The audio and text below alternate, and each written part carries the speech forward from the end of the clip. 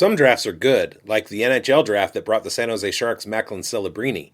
Some drafts are bad, like the U.S. Army draft. My favorite draft? Rookie drafts. We're going to have one for you and talk about our flag plant players right now. Producer, hit that button.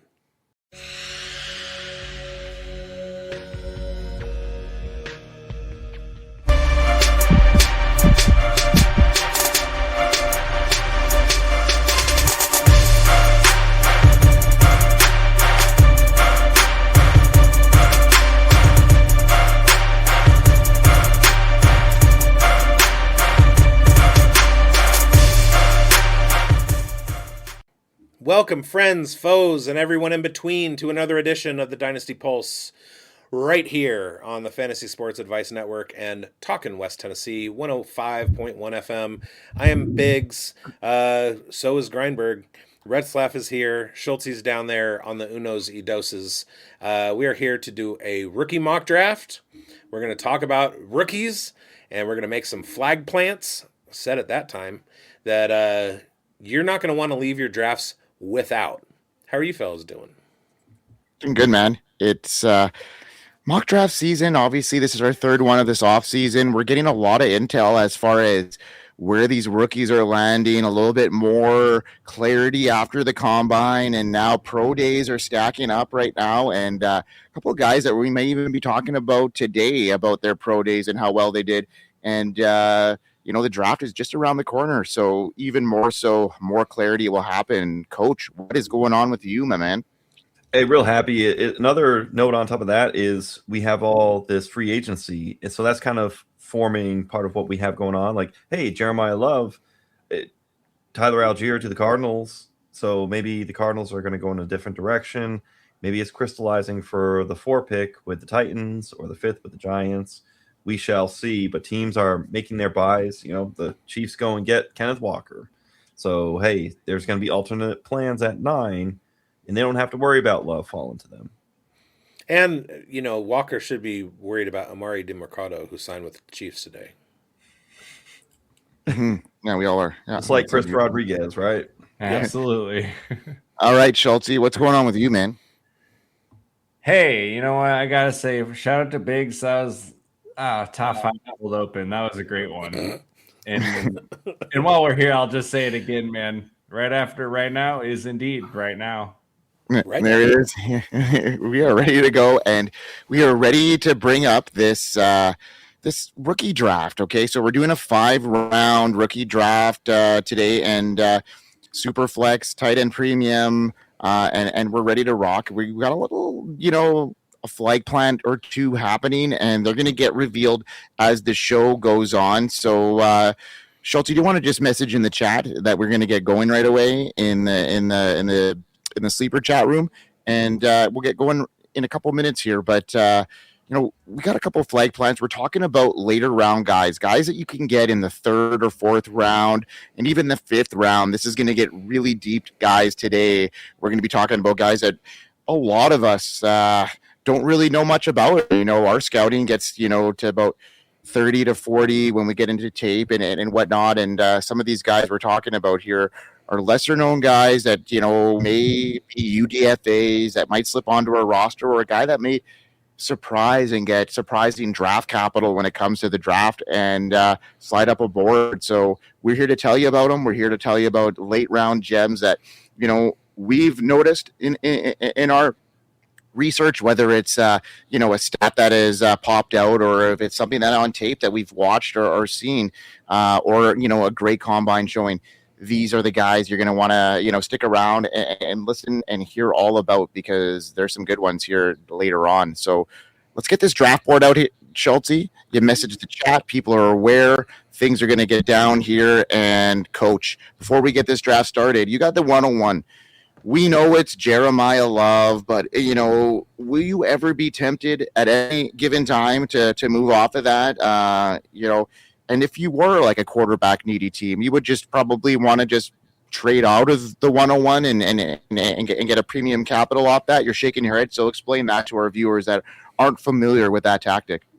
Yeah, essentially, when we're always in these mock drafts and, of course, our rookie drafts, it's always 101 imprinted that we have Jeremiyah Love. But when you're there live and you want to build your team and build your quarterback room, get more depth, you can slide back to the 1-2 if you want to hustle and for sure go for Mendoza, not take the risk that the 102, or sorry, yeah, maybe the 103. If you go 103, somebody might take Tate, but they still might take Mendoza. What I would do essentially is you can get 3 1s, probably 4 1s. I've seen 4 1s out there for Jeremiyah Love. The hysteria is there. And really what you need to do is piece together ways to, can you get a Jared Goff in a couple of 1s? Can you get a Brock Purdy in a couple of 1s? Because if you want Fernando Mendoza, you can get those sorts of players who, that's kind of the range I see for Fernando Mendoza. Anywhere in a Bryce Young, Jared Goff, Brock Purdy being the ceiling for Fernando Mendoza. So why come away with just Fernando Mendoza when you could come away with some of those other players and get some more draft capital in somebody like a Jeremiyah Love that you're sending it away? So by all means, if you're quarterback needy, the other 11 teams don't need to know that you don't want or you're not angling for Jeremiyah Love. They know that Jeremiyah Love is a 101, so you should do with that information what you can to get maximum draft capital back or compensation in the form of players combined with picks. Love it. All right, guys. I think it's time to get this party started here. And hold on here. Do we have our quarterbacks loaded in here? It says Superflex. Yeah, they're there. I saw Mendoza. How far down is he? Second. Yeah, he's way far down in mine, but Okay. I'm just gonna adjust right now to draft settings and just make sure that it's Superflex. Yeah, it should be Superflex. Okay. Well, either way, we have the quarterbacks in there, so let's roll. Rock and roll, baby. All right, so Jeremiyah with Jeremiyah. Probably ready to rock. Let's start this draft. Here it is. It started. Okay, we're going. So here, we got to go off of you, off of what we just said. I've got Jeremiyah Love there. Grindberg, talk to us about if it's somebody like a Fernando Mendoza, what are you doing if you're quarterback needy, Grindberg? Are you taking Mendoza, or do you apply that same principle of Jeremiyah Love, but tear down, find yourself some quarterbacks to trade for and some additional draft capital? Is that a way you would sneak out of Mendoza, or do you take Mendoza? Well, I mean, that's just kind of where league dependent is, right? I mean, if I know that 103 is the person that's looking to move up, you're kind of looking at this as like that value. Where can what's the max peak here I'm going to be able to get Mendoza at still, right? If I'm looking to get him. So 104, 103. Is 103 a guy that's looking to get like a quarterback? Then, depending on how that value is, right? Someone's looking at 102 and you can suppress it a bit. But I mean, for me, I look at Mendoza as a different type of a player. I see him as a guy that I think is going to be in the league a very long time because of his processing, his winning, like pedigree. Like you just don't teach winning to quarterbacks. I think he's got a very good, structure if he can be in an offense. And I think Clint Kubiak is really going to bring out the best in him. And he's going to be set up for success right out of the gate. Maybe not near year one, but I think with progression here, if he does end up going to the Raiders, who obviously Bigz is at times, skeptical about him going there. But, at this stage, I think the writing's on the wall, and it would take quite a bit for him not to go there. And I like what I see out of him. He's a winner, and I think that's going to be the difference. And he's got that Brady mantra, I think, and I'm not going to put him up there yet, but I think he's going to be a winner like Brady. He doesn't let the fluff get to him, like all the outside distractions from what he did. Obviously Cincinnati is a great coach, but I mean, if he could pair it up with a Bill Belichick like Brady did, lights out. And I think Clint Kubiak is that. So for me, I'm willing to bet on that and the longevity in the league too. So I'm willing to take Mendoza at 102 pretty confidently in a lot of my drafts if I need a quarterback or if not, because I just know that talent is going to certainly upscale down the line, right? So I think there's only going to be upwards of his draft capital asset going to increase. So yeah, I like Mendoza. So we hope that something rubs off on Fernando Mendoza being around a guy like Tom Brady, and they're so set up well to build their team for the future. Now, as we look over, we see the Tate, Lemon, Tyson tier. Concepcion, I argue, is in tier 1, and I think people are catching wise to that. But got to look at this. Jonah Coleman, Bigz, was that intentional? And are you flag planting here with Jonah Coleman at the 103? Tell us what's going on in your mind with that. Yes and yes. So, number one, I am flag planting Jonah Coleman. I have him as my RB2. I love the overall profile. He's prolific in the passing game, and he's just an absolute bowling ball. Big guy, big running back, the type that like gets me bricked up. And then on top of that, you have the running back value. So I'm trying to RB max in this one. And I love Jonah Coleman there. I'm willing to take him over any of the wide receivers. Again, and we try and reiterate this every time we do a rookie mock. A lot of it depends on the build that you have in your league, what you do in your rookie draft. And I'm entering this one with the idea in mind that my wide receiver room is stacked and I need help at the running back position. So I'm valuing the running backs higher than the wide receiver.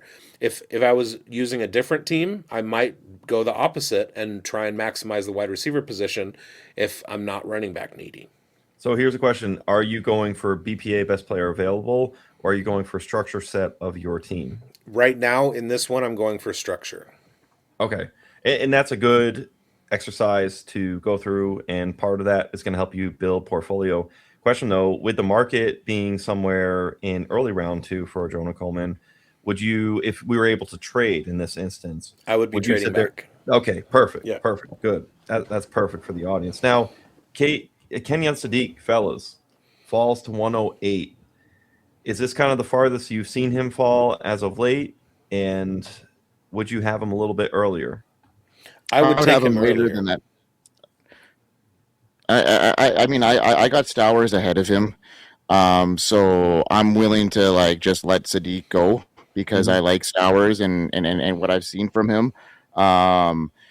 Like, I mean, not that I don't dislike Sadiq. I think they're going to be very similar in how they're going to end up being, and it just being what I see and the metrics that I look at. I love Sowers, and he tested well athletically as well. So give me him at a good price, like, you know, getting him at the end of the first round, like Schultzy just did, I think is incredible value there, and I'll take that every day. Love it, love it. Hey, gentlemen, Emmett Johnson, after his combine, I've seen him fall into that 1-2 turn, sometimes a little bit later into the early second round. We see him go 110 here. Is that too high? Is that just right? Would that be get your guy spot? Schultzy, what do you like about or not like about 110 Emmett Johnson? I think you're on mute. Oh, no. Schultzy. Sorry, I muted myself. It does get a little dependent on like where you have him ranked and, you know, what running backs have been taken a little bit, but I think this is a sweet spot for him. There are a little bit of concerns that you have after the combine, but I think 110 bakes that right in, man. And then when you look at some of the ceiling that we've got, all the pass catching we've seen out of this guy, like there's just a lot to love. The ceiling's there. I think 110 seems pretty fair right now. Yeah. Love it. And you went Sowers with 112. Schultzy, how do you feel about Sowers versus Sadiq? I have them pretty neck and neck. I know a lot of people saw the tweet that had the career yards per route run when you exclude screens. And this is among guys who may be first round tight ends. So either you were a first round tight end, and then he's including obviously the two guys we're talking about here who may potentially get first round capital. Eli Sowers here is number 5 among first-round tight ends since 2015. Career yards per out run excluding screens, man. So behind Kyle Pitts, Brock Bowers, Dalton Kincaid, Colson Loveland. That's pretty solid company to find yourself in a yards per route run stat.